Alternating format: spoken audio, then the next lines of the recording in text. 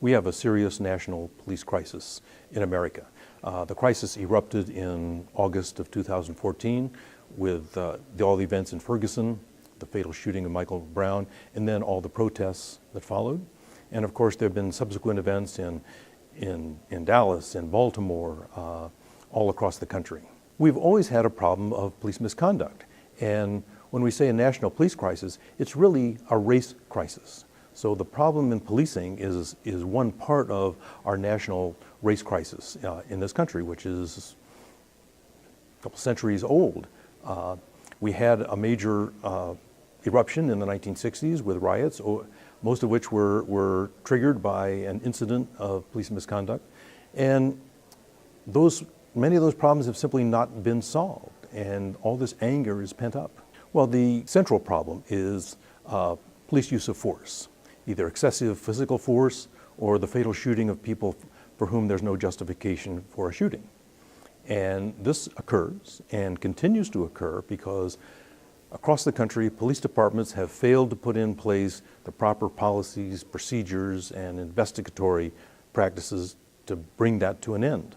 We have a lot of police misconduct because police chiefs and other commanders have failed to put in place the proper procedures.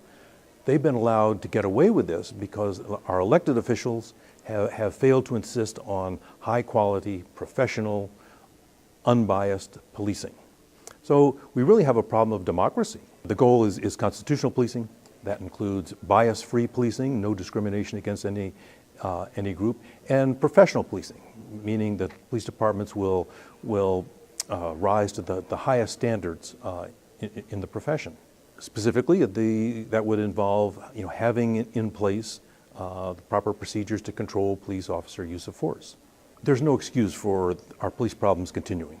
We have a roadmap. We actually have two roadmaps. The recommendations of the President's task force is a very good roadmap of emphasizing things like de-escalation of encounters between officers and citizens, police departments being more open and transparent, that they adopt the best practices in the profession.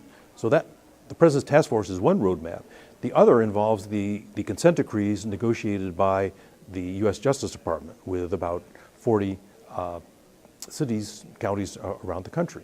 And those consent decrees require a set of reforms involving the control of use of force, better investigations of force incidents, an early intervention system, which is a computerized database that tracks officer performance, that allows the department to identify their problem officers. We have the roadmaps. We lack the political will in city after city to implement those reforms.